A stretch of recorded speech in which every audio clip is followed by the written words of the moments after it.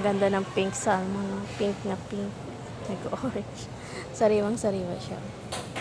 Kaso ang mahal ang presyo. Ayan. 984 per kilo. So, ayan. Meron ding ulo, belly. Ang sarap nito. Kaso di ko kayang presyo. Siguro mga isang piraso nito. Isang slice na sa 500 na. So, 489 yung belly. Grabe pag nagprito ka nito or di kaya pag niluto mo siya, lambot. Para siyang bakang kumakain ng taba na malambot. Na sobrang lambot. Ayan, may scrap din pala siya. Kasama yung scrap. Ayan ang scrap.